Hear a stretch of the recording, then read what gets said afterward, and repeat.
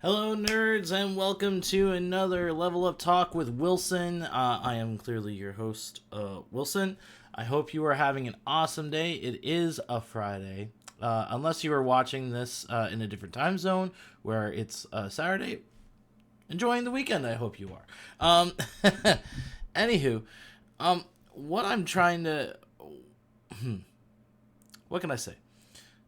We're going to be doing something a little differently today, as far as we're just like sharing a little bit on how things have been going, how things are progressing. So I hope you're able to follow through. Our internet stream seems to be a little bit dodgy, but we're going to power through. We're going to work through this together. We can do this, team. We can make this happen. This is how we're going to be able to do it. Anywho, the thing that I want to show you guys is the progress that we've been making. And so you guys don't typically get to see this. This is all our participants that are involved. Here, even better, side shot. We have a variety of people that are involved, clearly, that are invested in getting in on what we are doing, and it's very exciting to be able to partner with this rate over 20 people who are doing actual work on getting feed in and doing different stuff like that. It's very invested. It's a lot of time commitment. We are asking for a lot of investment in that way, but there is some good stuff that's going on here. As you can tell, we got some funds that are coming in. Our ultimate goal is still 10,000. We are just at 24% so far that we've got calculated. Some of that has not even fully come in yet. So we could be already a third, if not almost halfway there. It's still trucking through, but look at this distance. We're at Emmenmuil. If you are wondering, did I just hawk something in my throat or something like that? Let's help you get some perspective on where this Emmenmuil is. Haha. Hey, look at that. See? First go. Emmenmuil is not the pretty parts of the Walk to Mordor. It's actually the hardest part of Walk to Mordor. We're calling it as it is. It is just busy. It's crazy. And there's lots of sharp rocks. And so it can be a rough time seeing how life is progressing, how things are going, and stuff like that. And we try and offer encouragement along the journey for all you participants to keep on going, to keep on trucking, to push through. It's a support that we're looking to invest in, right? We're supporting each other in this walk. And that can be a little rough. And especially, we're coming closer to the end of our journey, our walk to Mordor, and it can feel like this trudge. There's uphills, there's downhills, there's stuff everywhere that's just taking away my time, my thoughts, you name it. And we work together through it. We process together in the midst of that. And so, yeah, my encouragement is to all you awesome walkers who have made it this far and have kept on going. You're doing great. Keep on pushing, keep on sharing what we're doing. We've had lots of responses. It's been really interesting throughout this month, seeing some of our responses to some of the posts or some of our podcast episodes of just even sharing what we're doing. And it's kind of crazy. But, we work through it. We keep on going and keep on vibing. Oh, Solomon's getting frustrated. I take it that the drop frames are pretty hard. And we're keeping on. We're trying to repost this later. If we have a drop in rate, we'll just keep on working, keep on investing, and do what we can. But hope that you're able to stay in track with us, to keep on working with us. Also, we do have our cool going on second breakfast event. Some peeps who are participating are going to be there, which is going to be great. They're going to be able to get some t-shirts, going to be able to have some pancakes, some sausages, and be able to hang out with other people, stuff like that. It's really good.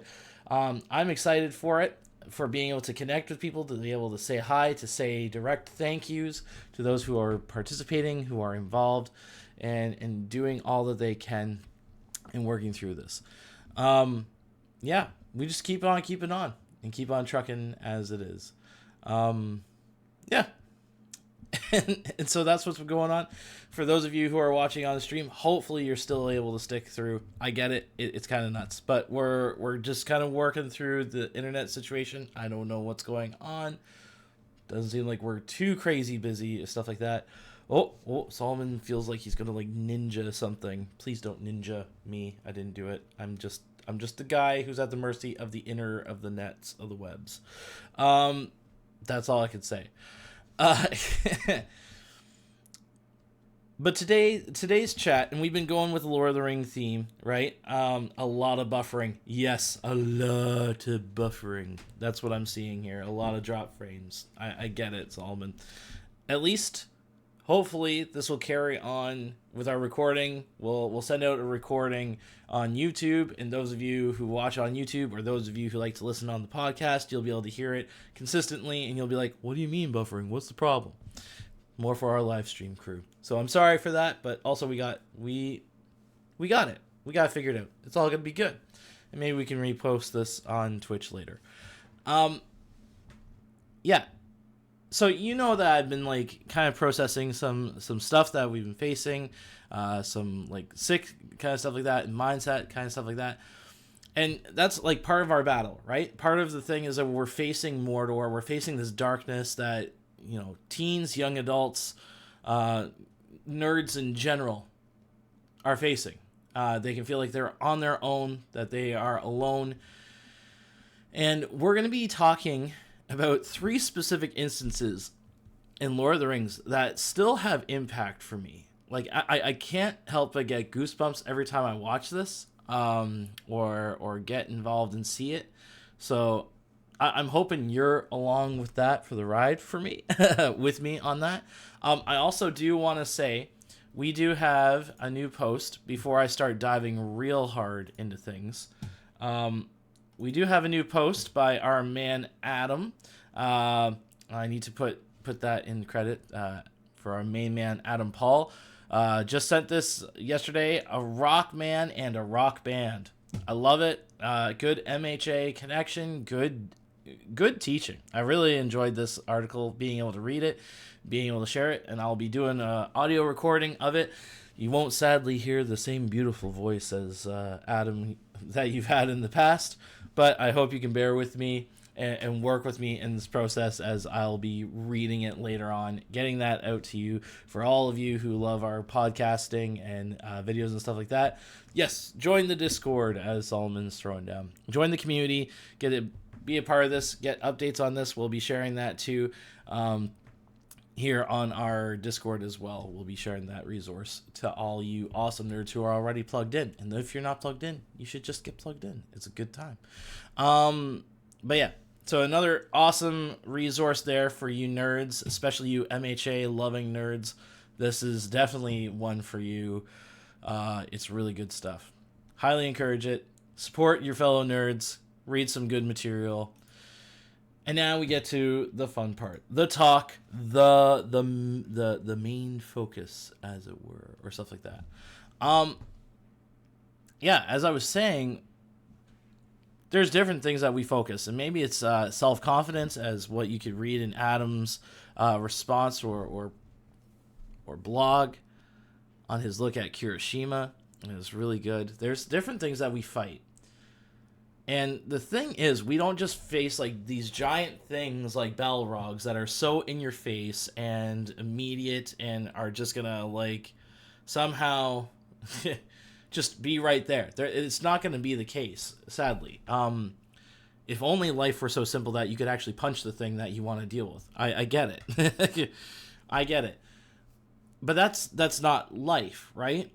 And there's 3 big battles that we have within Lord of the Rings, and some of you are probably Solomon. Hey, been a while. Hey, Born Again Gamer joining in on the goodness and listening to some Lord of the Rings craziness. Glad to have you out here. I'm getting a lot of buffering too, Mike. Yeah, I know. The internet here has been a little bit rough. I'm not too sure what's going on. I haven't been able to check on what the feed is. It should be okay. Everything's been up to speed. But we'll have everything up for YouTube later and stuff like that. So hold fast YouTube will have the video up later on today, so then you can watch it in full swing. No, the battles that I think were the biggest ones that you'd see were not even just like, the big battle of Minas Tirith, which of course is like a ginormous battle. Like, don't get me wrong, that's the big one. Or like the battle at Helm's Deep. Of course, like everyone loves the Battle of Helm's Deep. If you didn't, I would question your nerdom. That's what I hate to say it. It would kind of be rough, but I got your back. I hear where you're coming from if you're feeling that kind of vibe and stuff like that. But I still love on you. For me, the big battles though weren't even those battles. There's 3 battles that specifically I want to talk about, and they all connect together. I think you're going to pick up on it pretty quick. If you don't, that's cool. We're here for that too.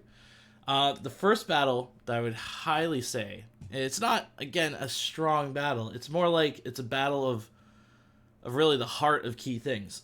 And right here, it's the battle of Gandalf the Grey, quotations, right? Gandalf the Grey, who is still wearing his gray cloak and trying to conceal who he is and his power.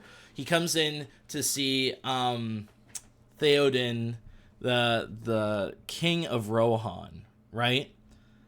And he's just this old, decrepit dude, right? Like, look at this guy. It just looks rough. Not who he's supposed to be. Like, Theoden is known to be a man of action, of boldness, of like being filled with vinegar, as it were. Like, he's a spicy guy. He's just like in your face kind of stuff like that. He wants to get things done. He wants to do the right thing. He wants to fight for what's right. And yet here you see that ever since the involvement of this dude Grima Wormtongue, or Grima, whatever one you want to say, he starts throwing kind of like these poisonous vibes around, right? Like whatever he touches is just not right. It just feels wrong. Everyone who's seen Grima with Éowyn specifically, you get the chills. Like every time I see him like checking out Éowyn, I kind of want to like smack him in the face a little and be like, dude, no and no, back off. Yeah, to be honest, that's just how it is. Sorry. That's weird. Okay. No, thanks for that. We'll see about sharing that. Yes. So we'll look at sharing that later on there. Born Again Gamer. Thank you. Anywho, what we have going on though with Grima Wormtongue and this whole corruption of a great king is that you see Saruman, the other white wizard around, the powerful wizard, has right, yeah, the unseen battle here is definitely internet troubles. I get that. I'm, again, sorry about that. We're going to keep on trudging on, though. We're going to keep on going. The big battle that goes on here with what we see with Sauron overtaking Theoden. He's trying to control the hearts of men, that like Theoden will just let the orcs kind of go through the area and completely run rampant free so that Saruman can do whatever he wants, right? That's the big thing that we see in the Two Towers. And Gandalf shows up. And Gandalf's the Grey, he's just looking like this just average dude who's like barely making it by. And the best line, and you're going to see the meme here and you're going to probably laugh at it because, Star Wars mixed vibes, stuff like that. It's funny. It's good. I like it. But it's like Gandalf tries to free Theoden from Saruman, and at first Saruman's just like laughing, you have no power here, Gandalf the Grey, which is actually a flex. It makes sense, white wizards are way more powerful than gray wizards apparently, and so it's just like legitimate buffer. But then the thing is, Gandalf just like pops off, shows that no, I'm a white wizard. Your authority has been usurped. You back off. you get out of here. And just shows up, owns the space, and kicks out Saruman from Theoden. And the change is then to Theoden looking epic. Like, that looks like a dude that I would want to hang out with. This is a guy that I'd want to follow into battle. This is the kind of guy that I would want to be around and be like, yo, like, teach me thine ways, good man. Yeah, and so this is what I really appreciate off of it, is this was an unseen battle. This was a battle between two wizards over one person, right? And we know that if it weren't for this fight, if it weren't for Gandalf fighting for the sake of Theoden, Battle of Helm's Deep wouldn't have happened, and they wouldn't have had a major victory over Saruman in that way. Two, B,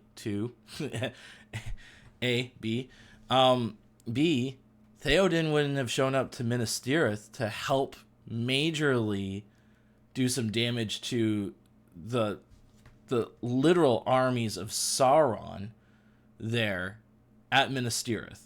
Because it's the Riders of Rohan that are able to come in and give a bit of relief before our next unseen battle, our next major factor, who is going to be Aragorn and how he addresses things. But it's got to be the unseen battle. And I appreciated how Gandalf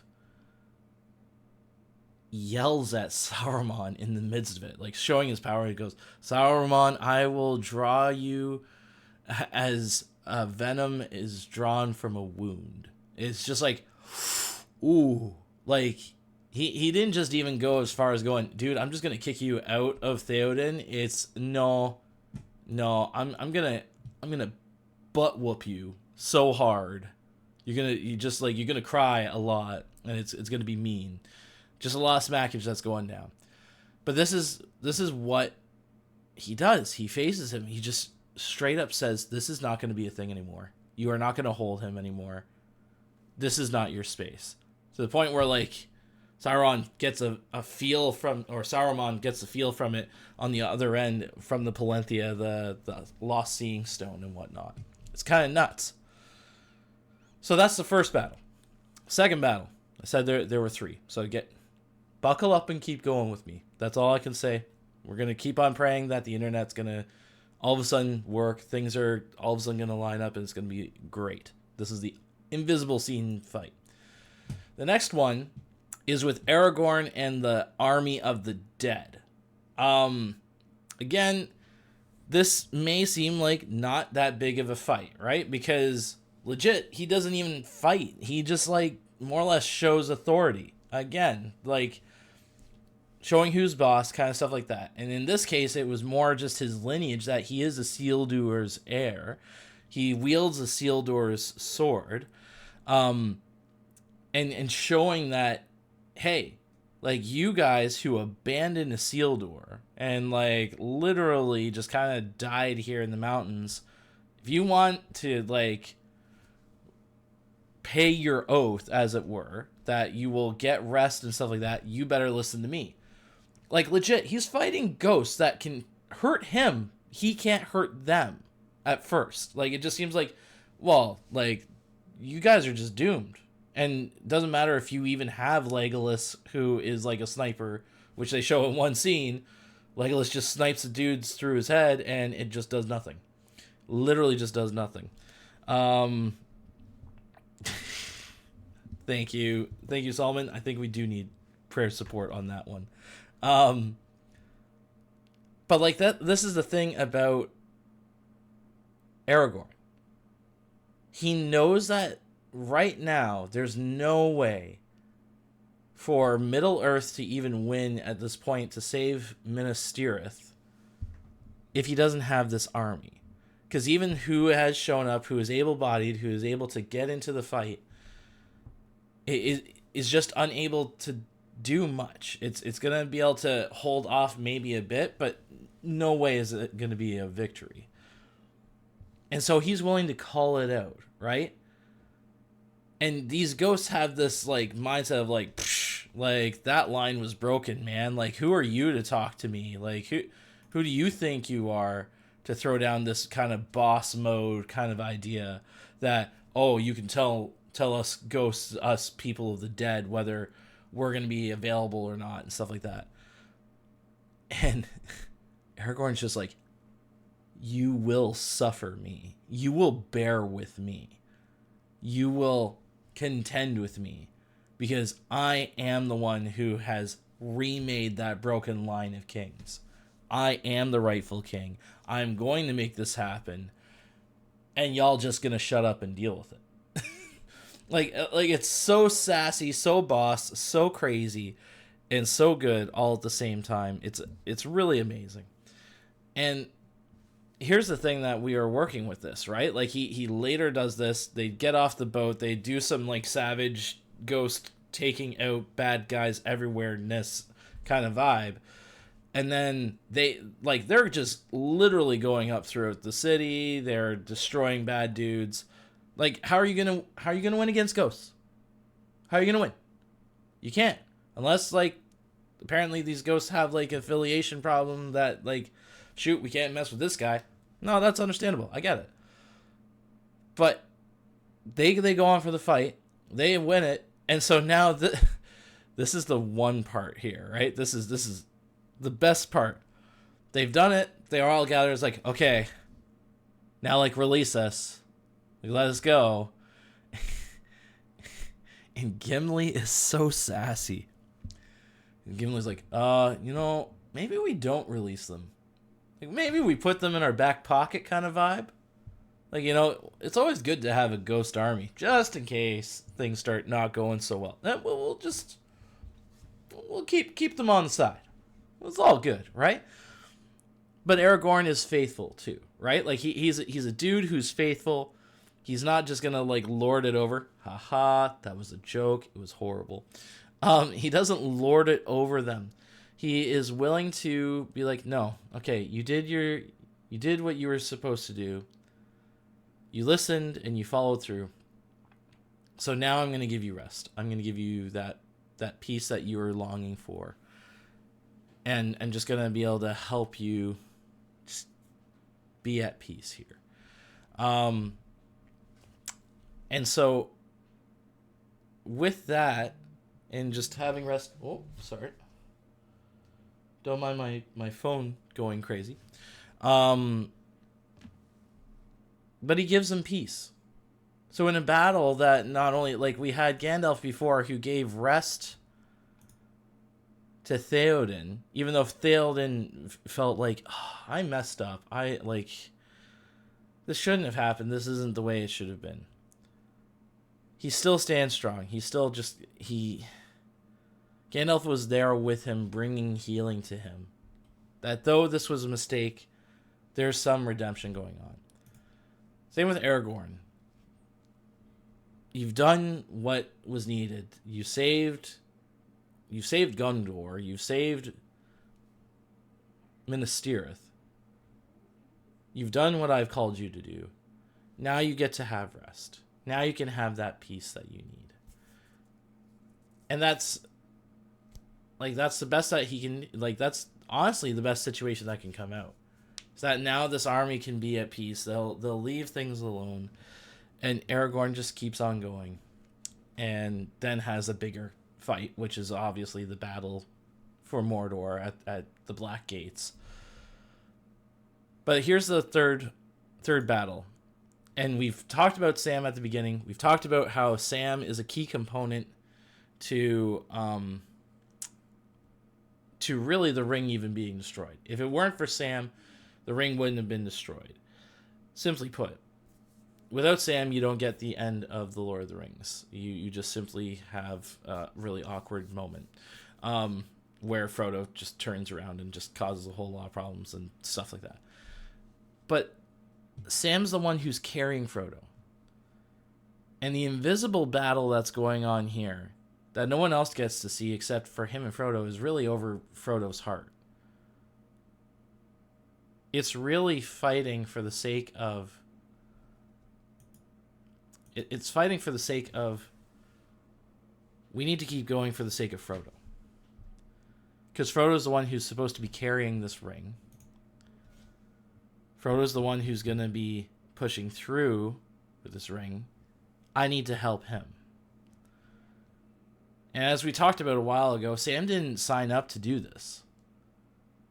So the invisible battle actually has been happening since page 1 of Sam coming in. And is there to the end when Frodo even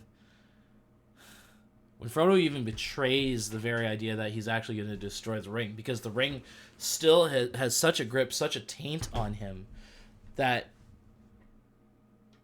he chooses the ring over the destruction of it.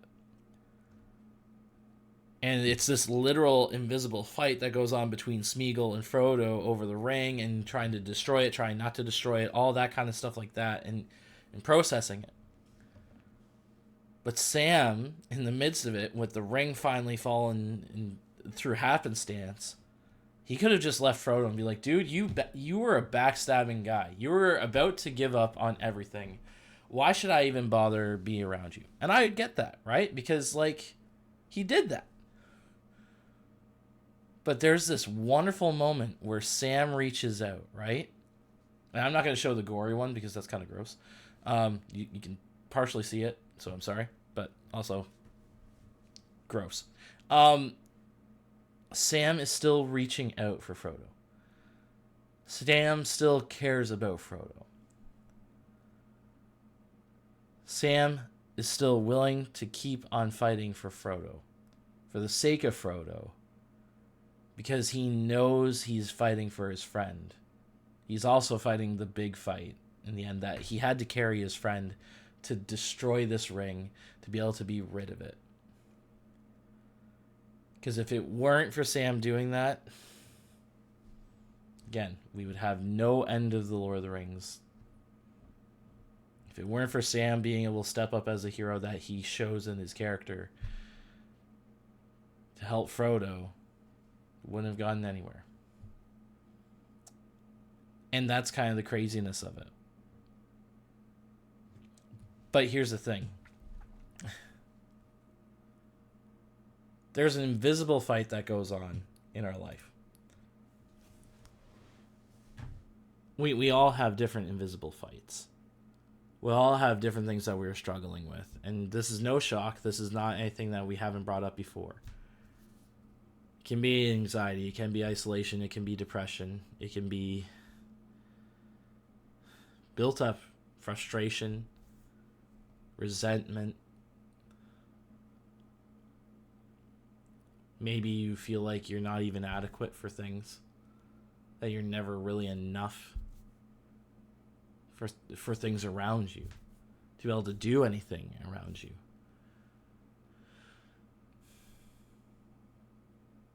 Maybe it feels like any effort that you put into things, it just doesn't work. You have this invisible battle that goes on in your head. And maybe it's visible to other people off of how you're carrying yourself. I know I'm a guy that tells a lot off of just how I look, how I express myself, and how that goes about things. But maybe you're fighting these invisible moments. And you need a Gandalf. Or you need boldness like Aragorn. Or maybe you need the steadfastness of a hobbit like Sam.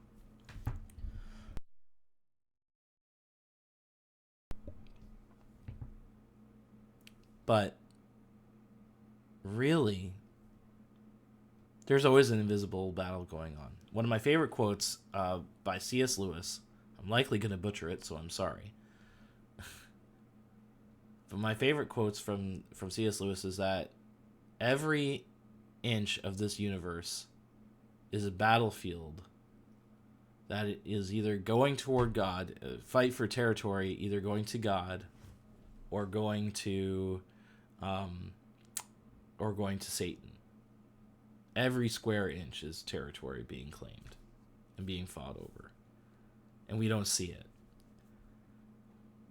And I've been doing in some of my readings this kind of like reflection on this kind of need for like praying for that kind of mindset, because I can be so focused on what's going on right in front of me that I don't think about what's going on in my head or in my heart, just how things are going, and how I need to be taking things to God or taking things to people and help for support and just peace of mind and rest. And so we're going to be looking at some passages there, diving into it along this way. So hopefully you can be following along with this and enjoying this. Wow, that all of a sudden got bright light. We're going to be hopping into Second Kings, chapter 6. And we're not going to be talking about the floating axe head. That's not the kind of focus that we're going to be diving into. The thing that you need to be kind of connecting with is right now Elisha. Elisha's ministry is pretty big. He's known as a man who's a prophet of God, who is honoring God in what he does and speaking words of truth. In the previous chapter, he does the healing of Naaman, which is really intense because it's a person from another kingdom, and is able to bring healing to him, which is kind of crazy. Tells him to take a dip into the Jordan River and clean off 7 times, and then boom, he's going to be healed of this leprosy. Anywho, after this encounter, which was met with some hesitation, was like, yeah, okay, this is like kind of weird. When Naaman does get healed, he's like so blown away at God's movement that he's just like, how do I honor God? To the point of like bringing dirt from Israel and bringing it to his home nation in Syria, which, by the way, at that point is really saying, no, like the God of this land is going to be now the God of this land. It's a territory thing. And he's asking for God to forgive him for the prospect of like, my master worships another God, but I have to serve my master. So will you forgive me when I have to bow to this God for the sake of my master who can't do it on his own? Will you forgive me that? Because I'm not actually bowing to this God. I'm bowing to... I want to hold my respect to the God of Israel. And I love it is that Elisha's like, yeah, man. Yeah, it's all good. Don't worry about it. Like, don't worry about it. There's already an invisible battle going on. You see what that's going on? Like, this was a battle of the heart. This next one is a very overt invisible battle, if that makes sense. I really just did an oxymoronic statement, so I'm sorry. Here it is. And this is in 2 Kings chapter 6, verses 8. I think we're going to go...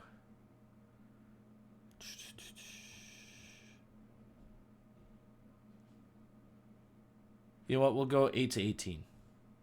Because we can do that. Okay.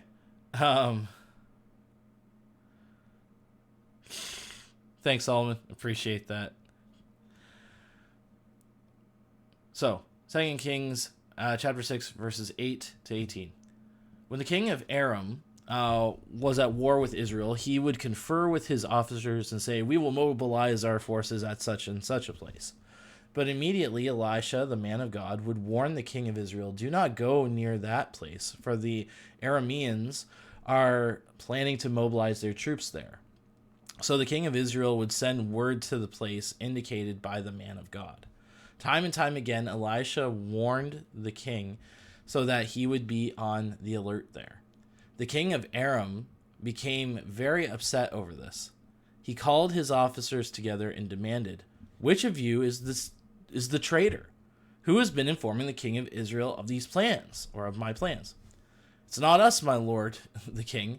One of the officers replied, Elisha, the prophet of Israel, tells the king of Israel, even the words you speak in the privacy of your bedroom. Yo. Apparently Elisha's got some insights. Or, it's connections to God. That's what I'm saying. Go and find out where he is, the king commanded, so I can send troops to seize him. Things are getting real. And the report came back, Elisha is at Dothan. So one night the king of Aram sent a great army with many chariots, horses to surround the city. When the servant of the man of God got up early the next morning and went outside, there were troops, horses, and chariots everywhere. "Oh, sir, what will we do now?" the young man cried to Elisha. "Don't be afraid," Elisha told him, "for there are more on our side than on theirs." Then Elisha prayed, "O Lord, open his eyes and let him see." The Lord opened the young man's eyes, and when he looked up, he saw the hillside around Elisha was filled with horses and chariots of fire. Ooh. As the Aramean army advanced toward him, Elisha prayed, "O Lord, please make them blind." So the Lord struck them with blindness as Elisha asked. You guys, like, that's kind of balling. Like, that's kind of crazy how Elisha's just like, "Oh, like, God, show this dude what's going on." Like, here's an image that we'll work with, and you guys will be able to see this later. Elisha revealing the spiritual plane. Come on. Sure, that one. Right? So there's Elisha, like he's just like chilling in his own spot. There's the young dude who's like freaking out, and then boom, like there's these like fiery angels that or like warriors of heaven kind of vibe like that.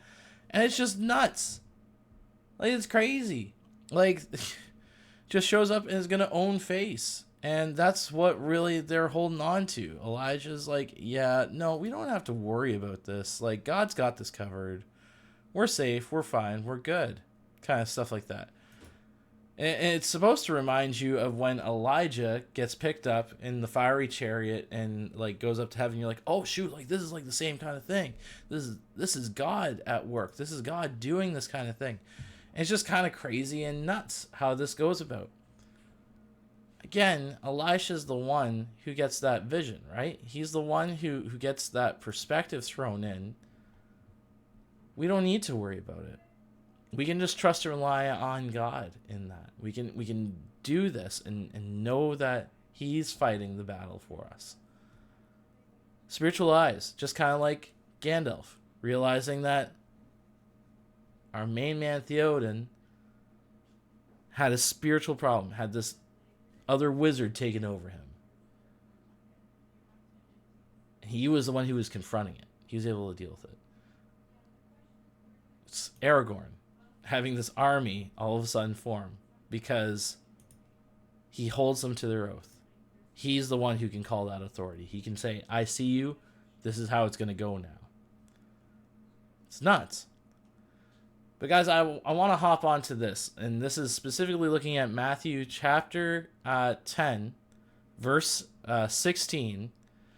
And this is, we've talked about this in the past on how Jesus is sending out the disciples, and this is all about like how are we supposed to be doing ministry? How are they supposed to be doing ministry? That they're going to be able to like cast out evil spirits, that they're going to be able to heal people, heal sicknesses, and like how do we carry on ministry? Well, trusting and relying on God for sustaining us, asking people that if we can stay at their place and they would take care of us and bless them for taking care of us. And all this kind of stuff, right? Like, it's legitimately leaning on God, trusting in things that you can't see, and just like going, all right, like I'm leaning on the trust of God and how things are going to be held up.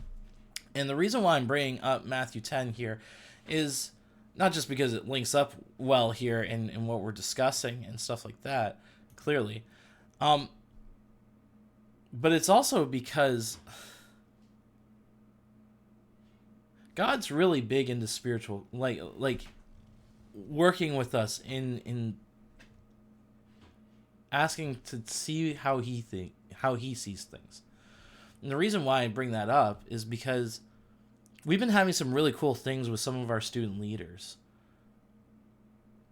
who are just simply responding by doing the simple thing of an invitation, of praying more, asking good questions on how to develop in their faith, how to grow in who they are, and trusting and relying on God.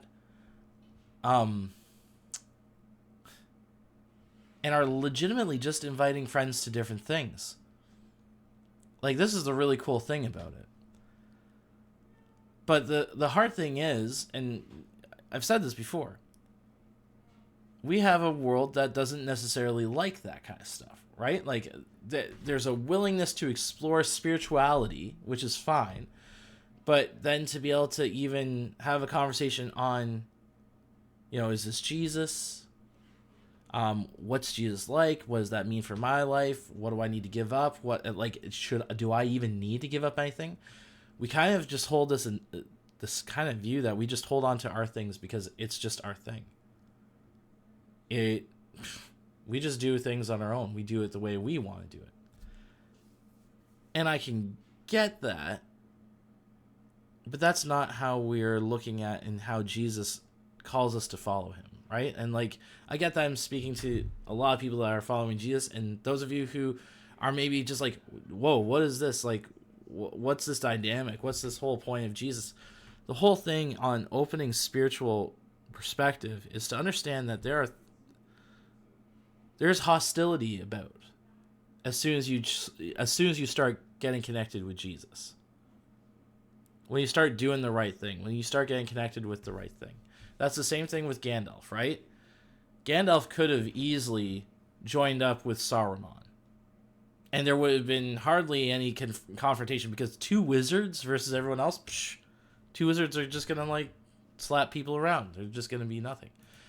Aragorn could have not used his authority to bring in this spiritual force of fighters, and he could have just taken the ring, and he would have been like the ultimate form of power for humanity, and he would have been captive to Sauron, the ultimate baddie.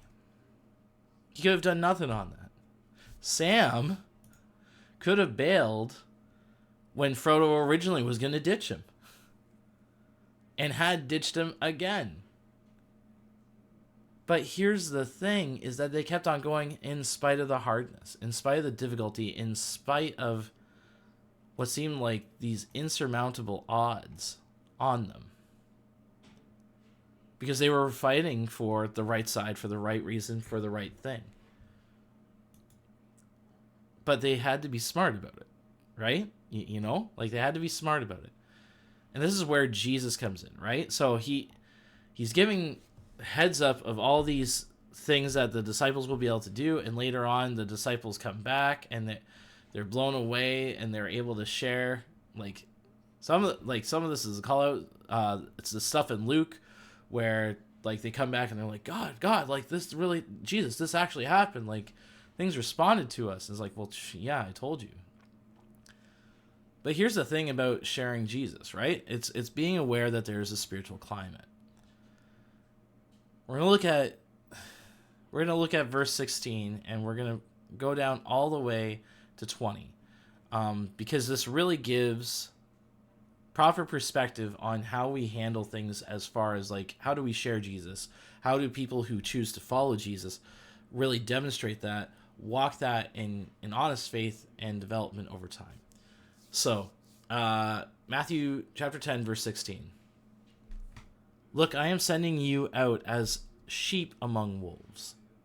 So be as shrewd as snakes and harmless as doves. This was the big one that was the thing, right? Like, but we'll come back to it. But beware, for you will be handed over to the courts and will be flogged with whips in the synagogues. You will stand trial before governors and kings because you are my followers. But this will be your opportunity to tell rulers and other unbelievers about me. When you are arrested, don't worry about how to respond or what to say. God will give you the right words at the right time. For it is not you who will be speaking. It will be the Spirit of your Father speaking through you. So when we are in these situations where we've got a target on our backs, and like there's hostility to how we share Jesus, which there is. You typically say you're a Christian, people don't want to talk to you. I actually talked with one of our students last night. It's the very idea that he just even mentions that he's a Christian, and this person just will not talk to him. And it's sad that that's the case. But that means those, like, we have a responsibility that when we show up, we are coming at things with the proper kind of climate, the proper response to it all. And so that's why Jesus is saying, I'm sending you out as sheep among wolves. There's threats. So be as shrewd as snakes and harmless as doves. So harmless as doves, or innocent as doves. Like, your intention needs to be legit. Your intention is to be supporting, loving, caring for the people around you, and to invest in them and to love on them. But the shrewdest snakes, right? Like, because you're supposed to be getting back to Genesis 3 here, feeling like that. And the snake was the most craftiest of them all. Like, he's no fool. He's not like someone to just goof around with and stuff like that. He assesses the situation and knows when to bring things in at the right time. He's not saying you're manipulative, but there's a right time to bring up Jesus. There's a right time to quote scripture. There's a right time to say certain things. And you need to do it in kindness, right? Like, everything that we do so in kindness and love. Demonstrate that in Jesus, right? Because either way, when you do it even right, there's going to be penalties coming out. And penalties as in, like, you're going to probably get hurt for your faith. People are not going to like you. But it's also creating more opportunity for you to share Jesus. Because people will go, why is this an issue? Why are you the way you are? And what I love is that God is with you throughout that process, right? When you are arrested, don't worry about how to respond or what to say. God will give you the right words at the right time. For it is not you who will be speaking. It will be the Spirit of your Father speaking through you. Like, right there, God's saying, you may wonder, how is this going to work? How do we process? What do we do? And stuff like that. Really, you got to lean on God throughout it, but you are honestly seeking him out. You're doing the assessment of the spiritual climate. Just like Gandalf coming in, there's something wrong. We need to deal with this. Aragorn, we need your help. We know this climate. We need you to fight alongside this. Sam, offering encouraging word after encouraging word, support after support. And even at the very end, when Frodo really does a big betrayal, still putting that hand out there that don't you dare let go. When we are looking at this, when we're talking about what Jesus throws down here, is that you gotta be wise in how you're approaching these things. Part of it is like looking at not just the climate of our friends, but climate of our own life. So I'll ask you guys this straight up, okay? This is straight up Wilson moment. How's your invisible battle going? How is the fight in your mind and your heart? Because we can get so focused on the bigger things, the things that are right in front of us. How's your inner fight going on? And I'm asking this because I got to ask me this. It's something I'm working through personally. I'm even working through this right now as the internet's been going up and down. And I know you guys have heard this, and those of you who will watch this later, you'll be like, what do you mean internet's down? You get the full-fledged video. So I'm proud of you guys for sticking through and hearing this out. But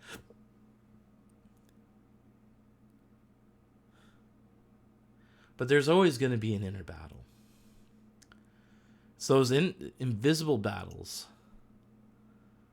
that we got to take to God. And going back to 2 Kings chapter 6, when Elisha is talking to his sidekick, essentially.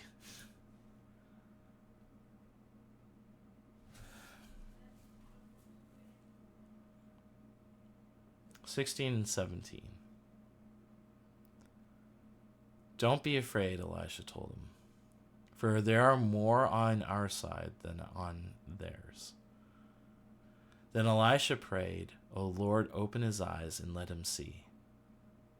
The Lord opened the young man's eyes, and when he looked up, he saw that the hillside around Elisha was filled with horses and chariots of fire.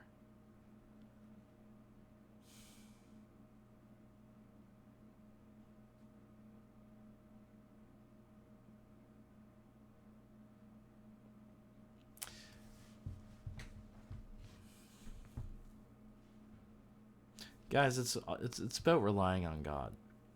And I'm not saying I'm perfect at this. I'm still very much working through this. I'm still very much processing through this.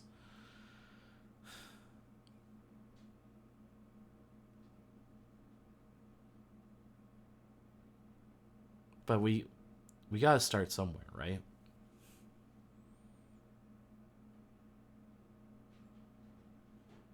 Praying that God gives us the sight for the invisible fight that we're facing, and giving it and trusting in God that he would open our eyes to see what's going on, not to be scared, but to trust in him, right? Because poor Theoden, like, I keep coming back to Theoden. This was like the main thing that kept on hitting me. I can be like Theoden.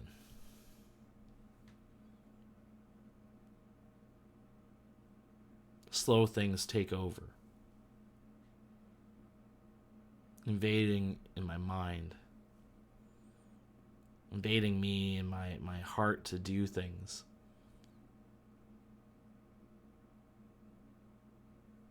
If Gandalf didn't help Theoden, that really would have been a broken kingdom.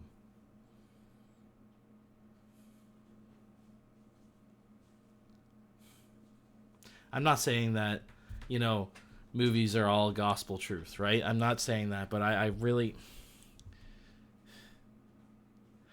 think stuff like Lord of the Rings, like Narnia, which we were talking about last night with our Bible study crew, and we were nerding out super hard on Narnia and the different stories that connect, and how Aslan shows up, and how C.S. Lewis just seems to write Aslan beautifully in connection to what would Jesus say in those moments. Like, legit, I seriously think that C.S. Lewis was writing anything that was concerning Aslan, he was like praying, Jesus, what would you actually look like and do in this situation? And really, I think this is one part in Lord of the Rings that is so overtly Jesus vibe. Because we all are Theoden at some point. Our thoughts, our hearts can betray us and be intermingled with things that just really mess up with our lives. And we can even say the very line that Theoden later says, right? The whole, you have no power here. We feel like there's literally no power that can come in and deal with this kind of problem. And not that we, want Gandalf to go weird emperor vibe, stuff like that, but the very idea that Gandalf can essentially go, no, no, that's not going to be a thing anymore. So are you trusting in your Gandalf? Are you trusting in your Theoden, or not in your Theoden, in your Gandalf? Are you trusting in the Aragorn who's gonna release you from the pain and discomfort that you've been facing, the invisible battle that you cannot have rest?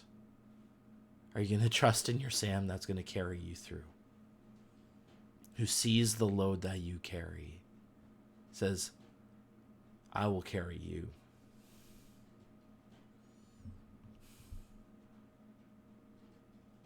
Because we need to fight that invisible battle, guys. And part of that invisible battle is how we handle and approach things.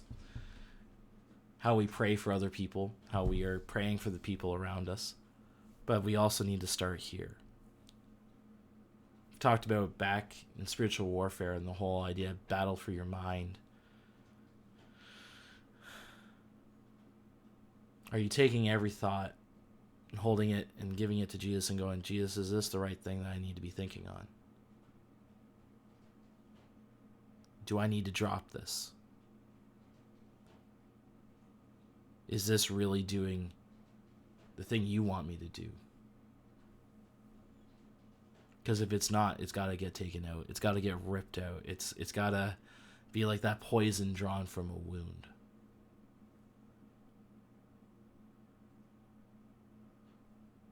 Are we able to do that? That's my prayer for you guys. And that's my prayer for me too. That I'd be doing that I'd be giving more things to God and working through this. But yeah. Don't fight that invisible battle alone. Call out to God. He's more than willing to respond. He loves you. He cares about you. He wants to fight for you. That also means once you've called on him and you're following him, it means you gotta step up and look at what are the invisible fights that other people are facing. Know when to share at the right time about Jesus, helping them in their invisible fights. To be innocent as doves, but to be shrewd as serpents. But God gives you the wisdom when the heat's turned up. Yeah. Well, that's my level up chat. Sorry that things have been super glitchy, crazy, and stuff like that as far as our stream. And Solomon, extra kudos to you for being super patient throughout all this. Maybe you'll watch the YouTube video afterwards if we get it loaded up. We figure that out. We'll process that. We'll get things figured out. But in the end, yeah, just thank you for staying strong. Thank you for staying with us. I hope and pray, legitimately hope and pray, that this inner battle that you may face, you take it to the ultimate Gandalf, that is Jesus. The ultimate white wizard. The ultimate one who shows up, takes care of the darkness, fights it back. Another one of my favorite lines of that moment is, "You couldn't kill me. You won't kill him." That's such a Jesus boss moment. I'm not gonna lie. That vibe's very heavy. Jesus telling off death and sin. No, mind your business. It's not going to be a thing. But yeah. Trust in the white wizard that is Jesus. He's way more powerful than the white wizard. Lean on him. And he'll guide you in those fights, right? That's what I love about Gandalf too. He was guiding people along in the fights. He was not in every single fight, but he was guiding it along. He was encouraging, affirming people. He affirmed Aragorn of who he was supposed to be. He was the one who told Sam to stick with Frodo. Really, Gandalf's the goat. But Sam's the ultimate goat because he actually, got the ring thrown. I'm just going to pray real quick, and then we're going to head on out. God, thank you for this time where we've been able to just sit on what are the invisible battles that go on in our minds and our hearts. Thank you for this even invisible battle of fighting over this internet.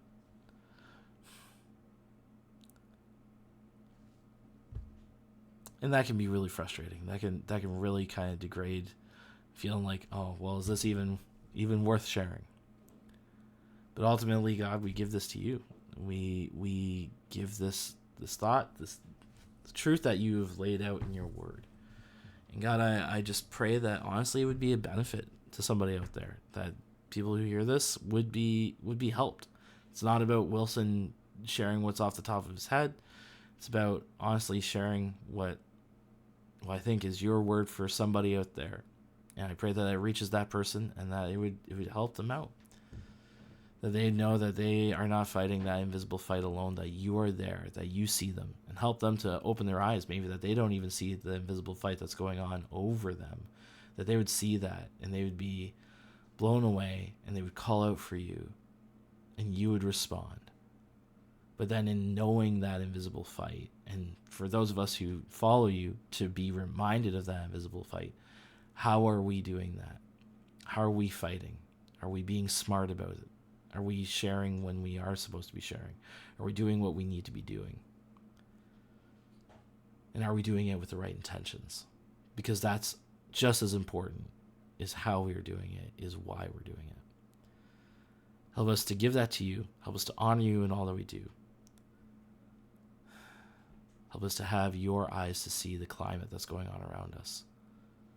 And to step boldly in faith and trusting in you. We just ask this in your name. Amen.